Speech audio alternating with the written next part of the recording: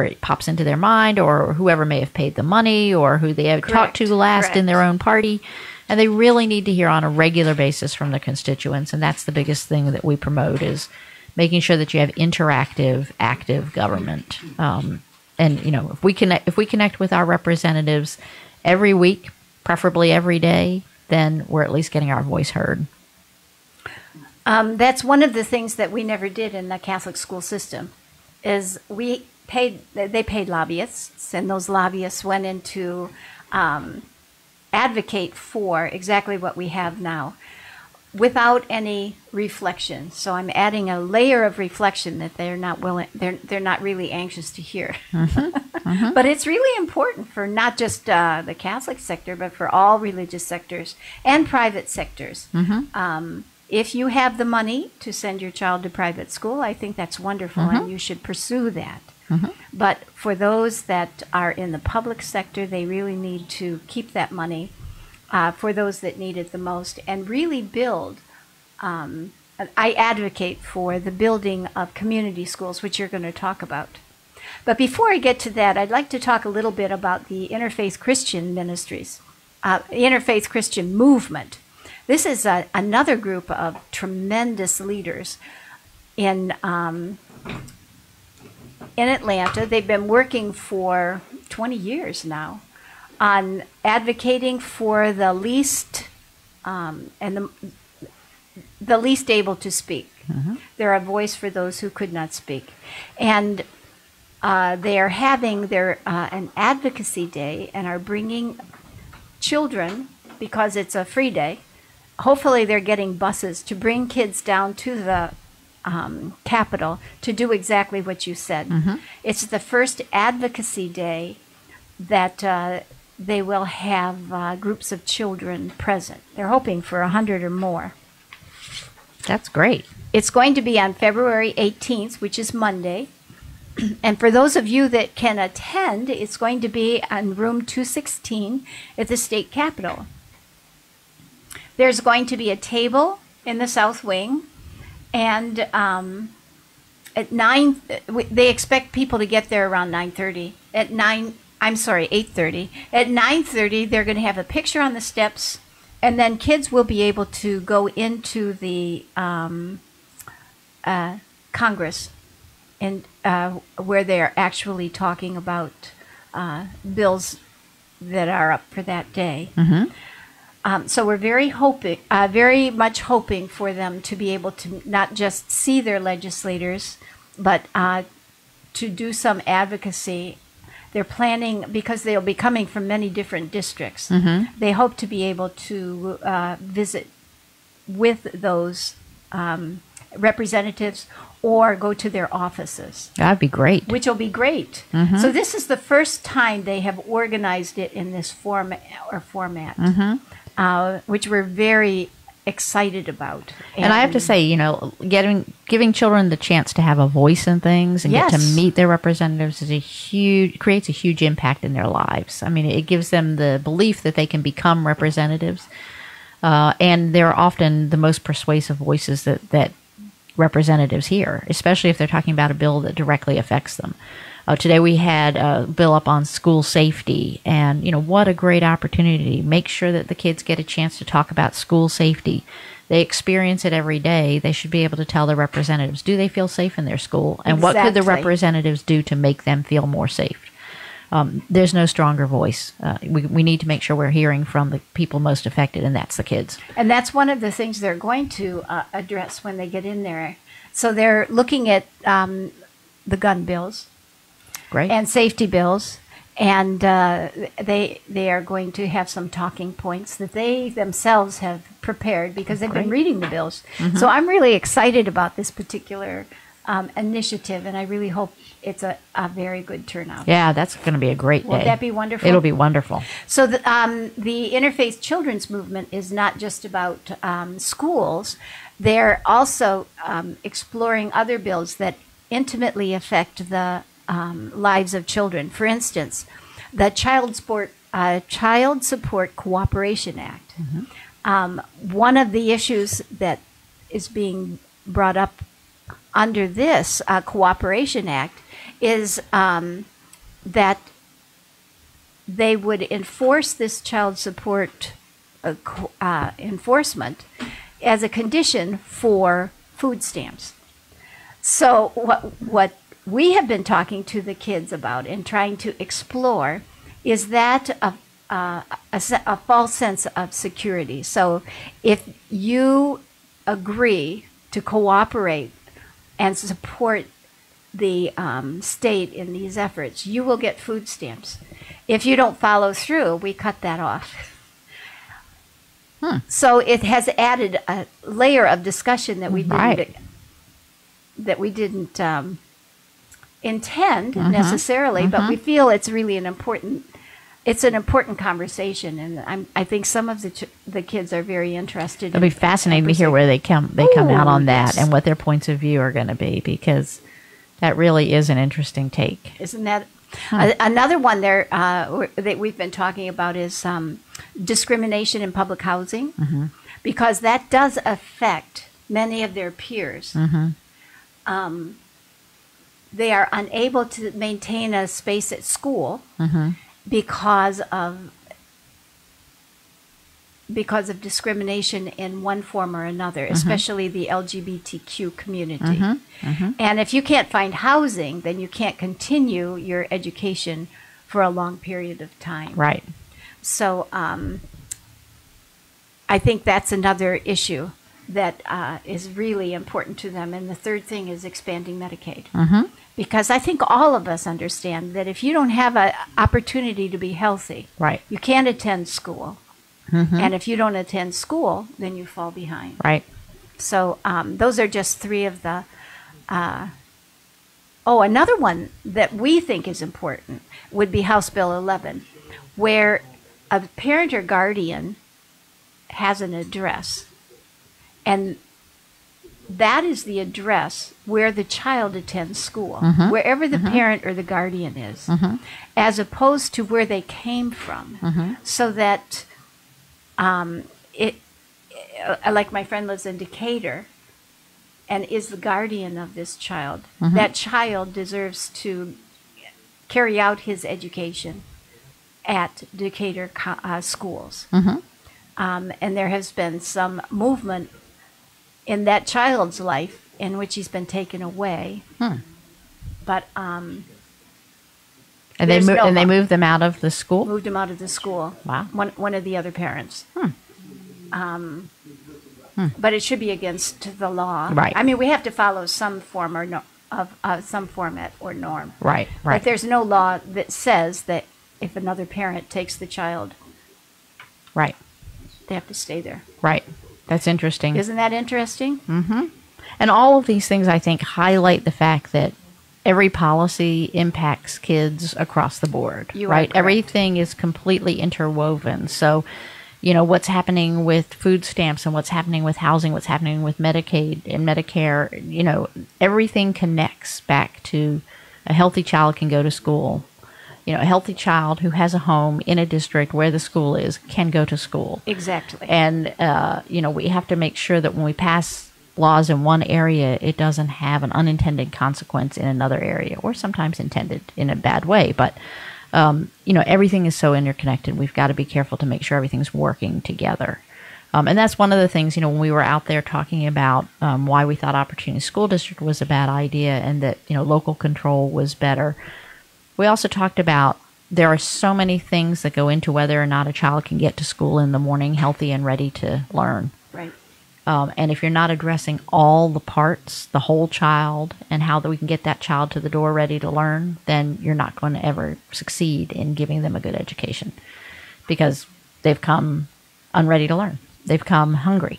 And in the larger umbrella of conversation that we need to have is, whose job is it? Right.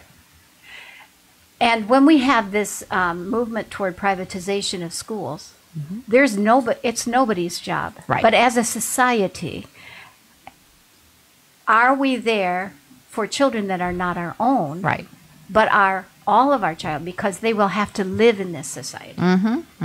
And they will not only live in it, they'll produce and be very productive citizens.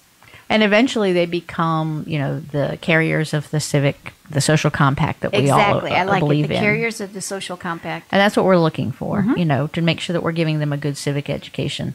And that's one of the things I know we all talked about, was what is the alternative? If you're not going to have school takeover, what is the better process to make sure that we can help struggling schools and struggling communities?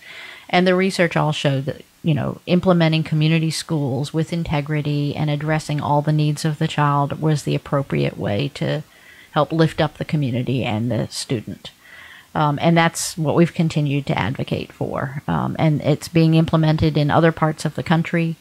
And it has been successful in other parts of the country. So, we have every belief that it can be here as well. House Bill 338, which initially came in as an absolutely horrible bill that basically mirrored school takeover, and in the end became a much more community school oriented and community school driven process.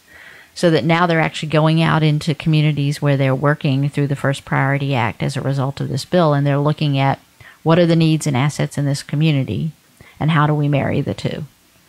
And, if we identify academic and non-academic needs, which ones do we need to work on first, and how do we go about that? I love it. See, here is my reflection. The original bill was given by the Koch brothers ALEC Fund. That's where they got the bill. They brought it into Georgia, assuming that they would be able to set up a separate bureaucracy for these failing kids and parcel them off to the privatizers. What happened was someone like you and a cadre of people that really understood legislation not only read it, but was able to interpret what it meant, and said, no, that's not going to be it. So I don't know how you all work together, but it seems to me that you started cells, little cells, that popped up all over the place, almost like a quantum movement. So when you had one group that came in with one idea, people that understood children, Georgia, our citizens, and the future, popped up and moved it back to another space. So you have this almost like tides. You have a tide coming in that wants to take over something, but a tide pushing it back, saying, not so fast. We need to build and develop what our children really need in order to survive, live into the next generation. What I really appreciate is the work that the Georgia Coalition and PEM did in giving some guidance and movement once 338 was adopted and adapted, because we did find the chief turnaround officer to be a very broad thinking and broad moving and well developed. His ideas were very well developed and kind of honed in before he came in here. So he was willing to work with people and with the communities that were there. And I know that you have had we have had a couple meetings, larger meetings, in which he was able to explain to us what his vision was. And Ashley Harris is just, they're like a dynamic duo. Right. So between the group that was the 11 for pushback and this group that's coming in, it seems like the yeast is, or the bread is being kneaded. Right. In order to get something that is really, really wonderful. And now I'm at this interfaith children's movement, and these are not Christians. It's real interfaith. They're Muslims, Hindus, Christians, Jews, mostly women who do the work of meeting together. And give the information, but you'll see when you get there that it's very well received as a community group. And I look to Pam Carnes. Do you know Pam? I don't think I've met Pam. She was a leader of the Interfaith Children's Movement for so many years. And I look at the digging up of soil that she did so that we can really have a movement that pushes into this advocacy because they are ready to really engage the children, which will advocate for what you're doing. Right. Well, I think we're also lucky that we also have a Department of Education that has been working with the struggling schools for a number of years. Yes. And they now do work with the comprehensive and targeted schools, which used to be focus priority, and lingo always changes under the new ESSA. But they do a lot of work with all of the schools that are struggling. Again, Stephanie Johnson, who is part of the Department of Education and works on school improvement plans and under school improvement grants, and they've been doing the work for a number of years. So they sort of help a broader number of schools, and then the First Priority Act folks work with a smaller number of schools in a more concentrated way. They've created 4 tiers of work they're doing, tiers 1 through 4, and the First Priority Act folks help Tier 4, which is really the most struggling schools. But it's really the comprehensive work being done by all of them that's most impressive in being able to lift up our schools. And I have hope that it's really going to take effect in the next few years as we roll more into looking at community schools as the underpinning for what everyone should be doing in the foundation. I was just meeting today with the Department of Education about community schools and all of the work that needs to be done. And I think they're feeling really hopeful also that we have a new person in charge of the Governor's Office of Student Achievement, in Joy Hawkins, who is transparent and honest and ready to go to work with everybody. She's a collaborator. See, that's what has developed as this initiative came in to take over. What has developed is a real energy of collaboration to bring all of these disparate pieces together. Right. And where we could have, it could still devolve into, but where we could have real struggle among all of the bureaucracies, we're having a movement instead towards collaboration. Oh. And wouldn't that be amazing? It is amazing. It is amazing. It is happening now. Because I don't hear about any ill will or contention. And so, one of the things that's in the bill that was proposed to help the First Priority Act schools that they're actually talking about perhaps broadening is a collaboration of all of the agencies. So your early learning folks and your, medical folks and your mental health and behavioral health and, across the board, all of the organizations would sit and say, in this area of this state, what do we have as assets and what are we lacking? And if you're going to do this work in the school, how can what I have help what you're doing? And that would be something to have all of the folks that are parts of the state agencies to be in one room working on each area all together. And in addition, our move now is to make sure that community folks are in the room as well, to make sure that everybody is looking at each school and each kid to find every piece of what they need to really be able to be ready to learn, and for the whole family and community to be healthy. I mean, we all know we have counties in this state. 9 counties in the state don't have a single doctor anywhere in the county. Oh, no, I did not know that. Yes, that was just in the AJC. 9 counties have no doctors at all. Are they the places where they close the hospitals? Some of them, and some of them never had a hospital. I mean, they literally haven't had doctors for I don't know how long. And then, unfortunately, a lot of it overlaps with areas that don't have don't have broadband service. Yes. So you can't do telemedicine. There's a bill on here to have broadband, House Bill 22. Yeah, and so you only have to be a little careful about how they suggest funding it.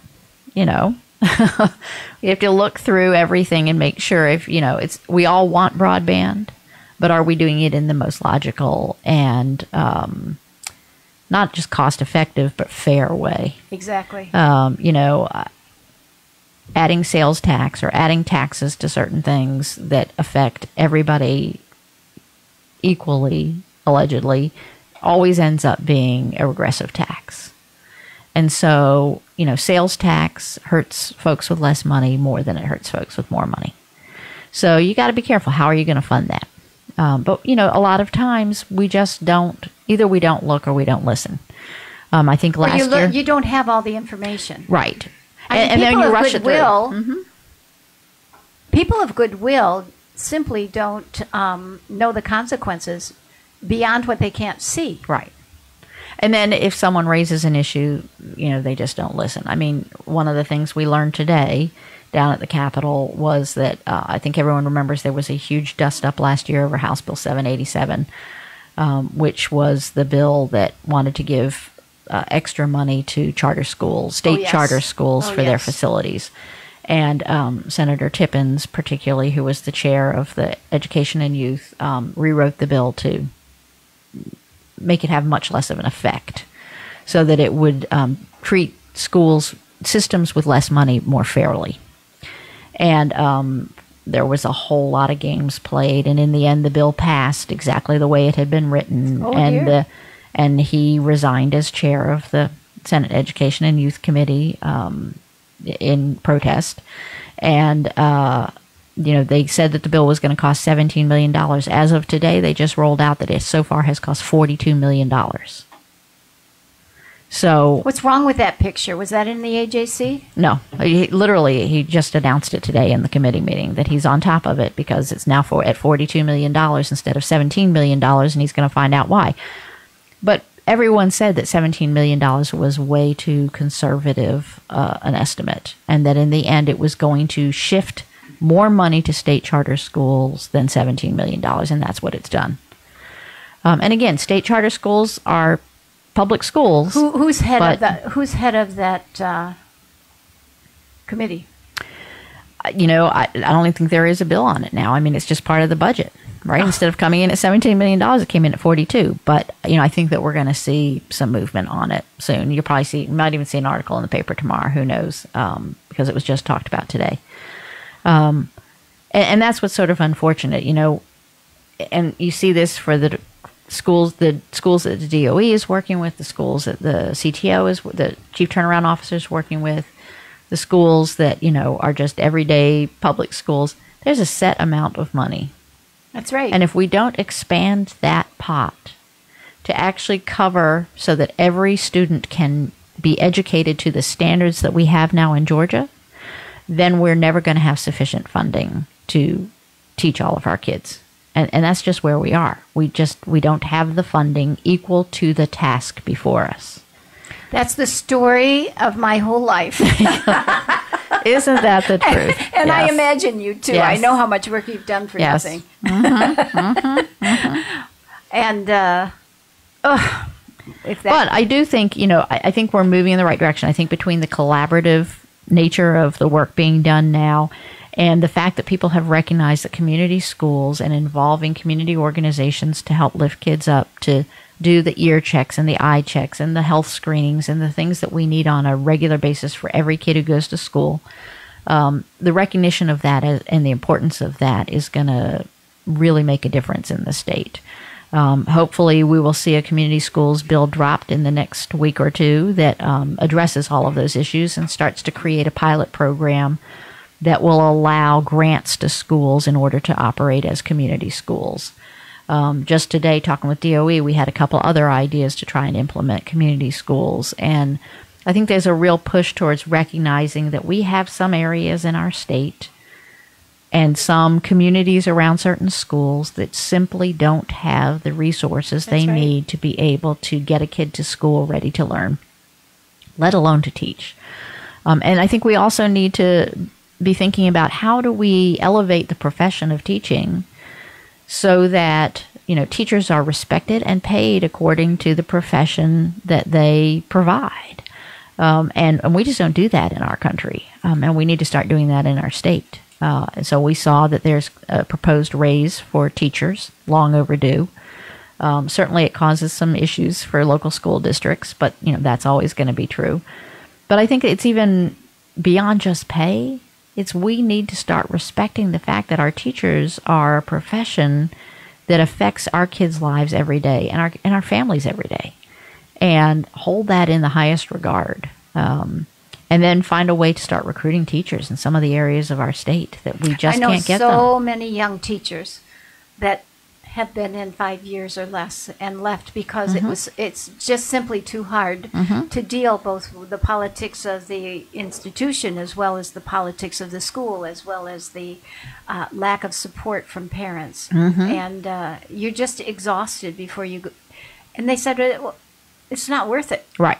Right. I knew and I know I am a teacher, but I can't tolerate the administration. So I think, we're seeing that there's some changes being made in the way we evaluate teachers and we evaluate, school success. Some changes being made in testing. I mean, I think as we start to move away from that unfortunate change that we made on a national level towards No Child Left Behind, which had a wonderful name and it was an idea, No Child Left Behind sounds great, but it didn't. Everything about the way it was implemented with high stakes testing and I also think going along with it was faith-based initiatives. Mm-hmm. And I hate to say there was a collusion between the state and the church, but it seems to me that a lot of responsibilities that the federal government did not want to keep mm-hmm. were pushed off into institutions that were faith-based. Right. Which, and mainly, I'm thinking now of the support, the school support. Mm-hmm. Mm-hmm. Many of our parishes began food programs, mm-hmm. food pantries, mm-hmm. because children didn't have food. And instead of allowing the government to do a broad overreach through the food stamps program, they expected us as churches to pick up on that. Right. And we couldn't do it. We did the best we could. Right. We still are doing the best we can. But it is simply not enough for the amount of people today and the children today that really need food. The statistic, I think, is that child poverty is the highest of any developed world in the nation. I can't believe that. Actually, this morning's paper had a wonderful article about a school in Gwinnett County that has just opened a food pantry. And they allow... In the school. And they allow families come and they basically shop for food, healthy food, at the school pantry. And it's earned by hours or whatever. But it's an opportunity to come come to the school as a community hub. Yes. Where you have the Atlanta Community Food Bank is providing the food. And families can come in and get healthy food and learn a whole different way of looking at their relationship with food and how they can make sure that their kids remain healthy and strong and have proper nutrition. All schools in Gwinnett or just one? So right now it's just one. It's a pilot program, but they're talking about how do we expand. Good. They start in an area where, it should start. It's much like the bill that we're talking about introducing. Start something. Start something good in this school. Do your needs and assets evaluation, figure out where you need to go with it, and let's work from there. Right. We have to have these incubators of good ideas. Incubators of good ideas. I love it. And that's how we're going to be able to figure out how to take it to scale. Meanwhile, a lot of it will be done by grants. NEA, the National Education Association, they're giving grants to schools that are implementing community schools. I want you to talk a little bit about how you get one.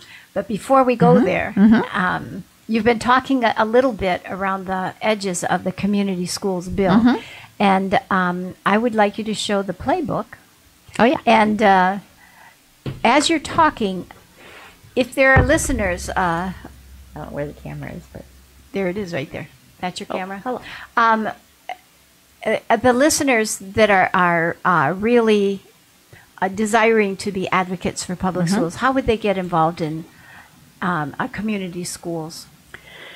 First, I would just say, go to the website and look at it. So we have a link on the Georgia Coalition for Public Education website. You can also go to the Partnership for the Future of Learning website, and you'll see a link to the playbook. The playbook has everything you can possibly want to know about how one implements a community school in your neighborhood. It has model legislation and board resolutions, so you can take it to your local school board and get them to pass it. And then also I would say, talk to your PTA, ask them, can we get involved in advocacy at the Capitol around community schools, and go to the Capitol and advocate for your legislator to vote in favor of the community school bill. It doesn't have a number yet, so I can't tell you what it's going to be. It's based on a community school bill that got passed through the Senate last year. It was not passed by the House, so we're starting all over again. But we've gone back through and really tried to make it a little bit more robust and a little less technical and more direct grant. So schools can apply even for a planning grant to open a community school. They can apply if they already have a plan. They can apply for a grant to implement that plan. And I know when it drops, I'm sure that Senator Emanuel Jones, who will likely carry it, he would love to come and tell your listeners about it. Oh, good. He's very excited about it. I want to go backwards a little bit because if you're talking about a low-performing school, generally speaking, the people in the school, or the parents in the school, would not have the education you or I have. So...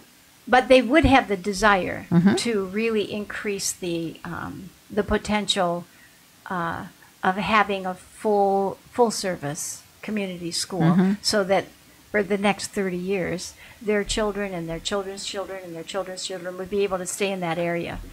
What is your suggestion to people who don't have a lot of education but really have the interest and the desire to do this? Where would they go?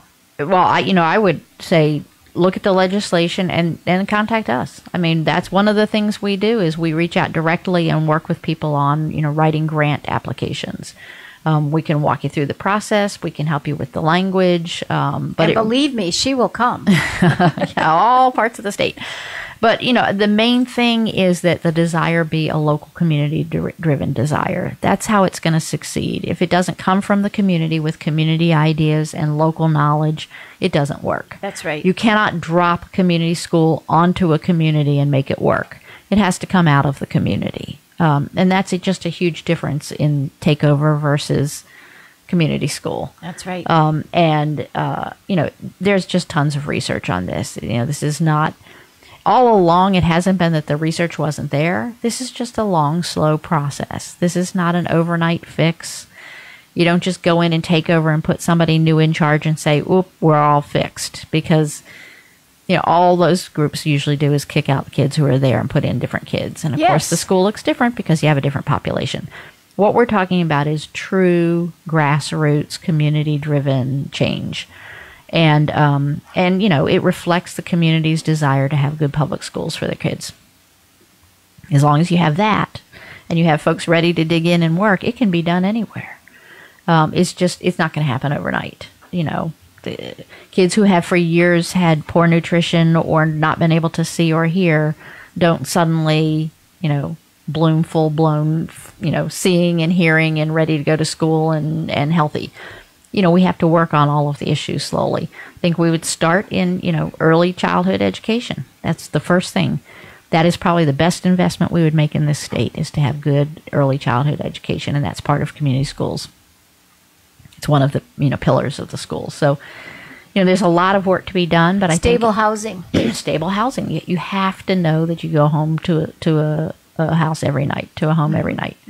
Then there's all the technical rules that go with that, right? If you end up if you're in a shelter that's not in the school zone that you've been attending, do you get to stay in that school zone, right? You have to create policies that address the realities of people's lives. I worked with too many kids counseling on college stuff in our local high school who were homeless. And every night they had to leave at a certain time to make sure that they got their ticket to stay in that shelter overnight so they could come back to that school the next day. Wow. And, that's a reality. That's a reality. That's life. I mean, we have to find a way to address that.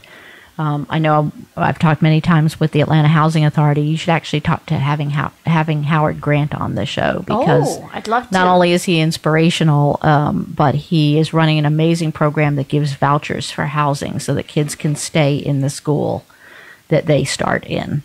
Their housing vouchers have real promise, to make sure that folks will actually be able to stay in an area and attend one school. In DeKalb, they're addressing it a little differently. They're actually, in some areas, providing busing back to the school. So if you end up in a shelter that's not in your district, you get a bus back to the school that you were in so that you can stay in one school and have a chance of having a continuity of education that can lead you to actually learning. And that's, absenteeism is huge. How important that is.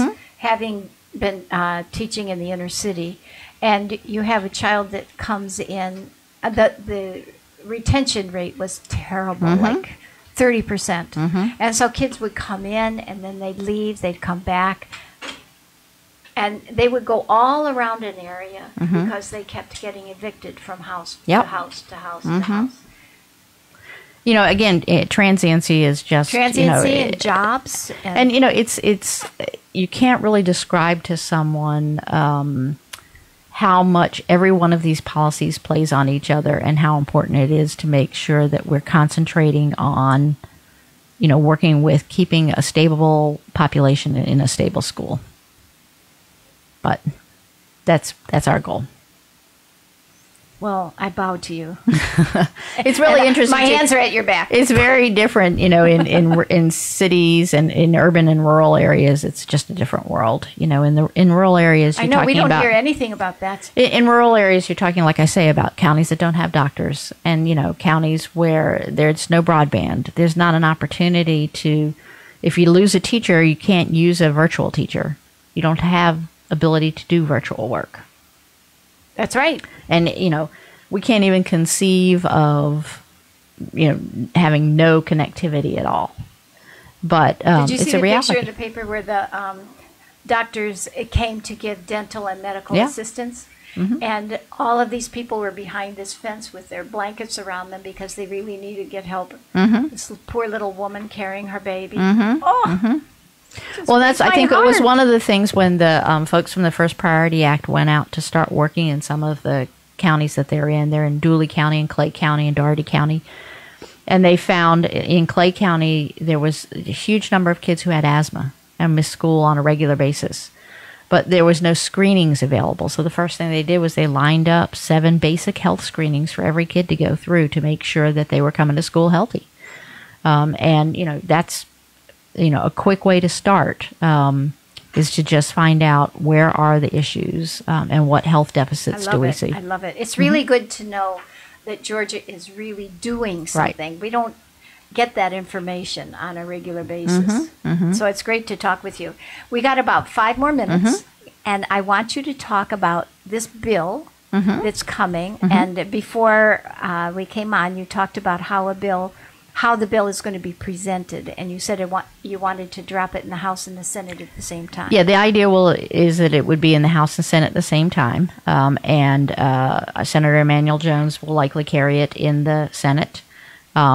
Unclear right now for sure in the House might be Mike Lanton, which is, for us to get folks who have sometimes come at these problems from different places, all agreeing on a solution, is a huge plus.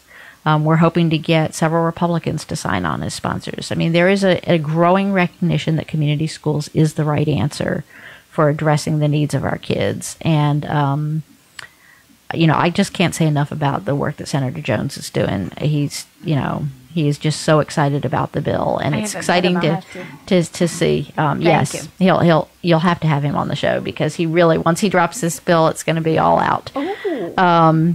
But the whole idea is that it's basically a pilot program, and it'll set up. This is how we can do grants to create good community schools. You can get a grant for planning for a year if you need it. You can get a grant for implementation. You can get a grant to create a director of the whole program. And the idea behind the grants is, while it'll allow us to say, take this money, let's see what you can do with it, and then you can show us what you've done so that it creates a pilot program we can practice with and then copy if possible. But it also gives us the opportunity to say, look how valuable this is, and you as a district and we as a state now need to fund this as a regular line item. Because grants aren't sustainable, and that's the biggest problem. You'll never fund public education on grants. We've got to do it as a sustainable line item in our budget on all levels, and that's the eventual goal. But the pilot program will allow for the grants to start that all happening, and it'll look different in every school and every district.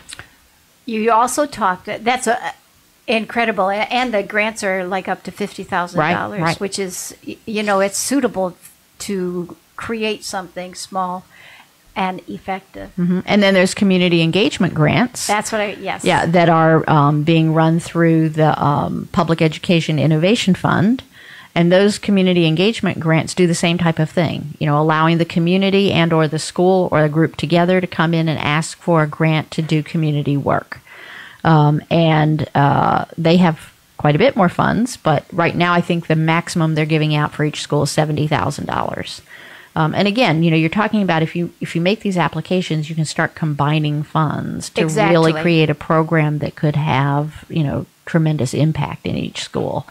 But they're giving out grants, and I believe they've given out 5 grants already, so about $350,000. And I think they're on their second round right now. And they just do it in sort of quarterly rounds. So. And if you go to GOSA, you can find the parameters for that. Exactly. Yeah, which I think is really good. And I know you sent it out to a lot of school districts. I sure did. So, I think actually some of them applied. I think Dougherty County did. Velvet. Yeah. The last thing I want you to talk about is your mini grant. So the Georgia Coalition for Public Education is sort of doing something a little bit different in that we recognize that for a lot of these community groups, they have a need for just basic funds to help them organize a meeting. So if you want to have a meeting to talk about, are we going to apply for a community school grant, you have to have the funds to have the meeting. And we really are talking about working with groups that $500 to allow for food and childcare makes all the difference in the number of people that you can get to a meeting. You're right. And so the grants really have very little paperwork. You give us your idea. You tell us how you'll sort of keep track of the number of people and how there's an increase and what impact the money has. And you can get a grant from between $500 and $5,000. So anywhere in there. We've already given out 3 grants. And we had some other people apply, but they wanted to direct school services, like buy books to help with reading. And that's incredibly important work and incredibly valuable, but not really the work that the community organization grant is funding. So these mini grants go really more towards what can we do in a fairly small grant, to bring in the troops, to make sure that you're getting people to show up. Especially those that don't regularly come. Yeah, and sometimes it's how do we rent the room in your apartment complex right downstairs from where you are, bring in food, have childcare, and have the meeting as convenient to you as it could possibly be. Love it. Well, listen, Janet, it's time to go. Sadly so, an hour just flips. It sure did. But it goes away so fast. I'm talking to Janet Kishbaugh, who is the co-chairperson of the Georgia Coalition for Public Education, and she's talked to us about the wonderful legislative opportunities that are available through the Georgia Coalition and what they're doing in terms of community schools. I also brought to your attention the Interfaith Children's Movement having an advocacy day, bringing the kids in to advocate for their own needs. At 10 o'clock, they'll be able to go into the Congress itself and listen. And at 9:30, have a picture with Representative Mitchell. Good. And also get all kinds of T-shirts and other things, accoutrements, to help them become enthusiastic. It starts with the children, and it ends with us. You don't quit.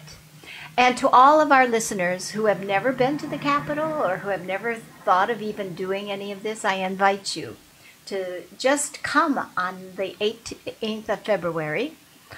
Be there at 8:30, and we'll lead you and guide you through the program and how to it. And you can just follow us. Get involved in our state legislature and learn what bills are available so that we can make Georgia a strong and democratic form of governance. So, Janet, thank you for coming. Thank you. Great show. Thanks to all of our listeners. Mr. Oliver, such a great advocate for WCEG. Signing off, and hope to see you the next time we are on.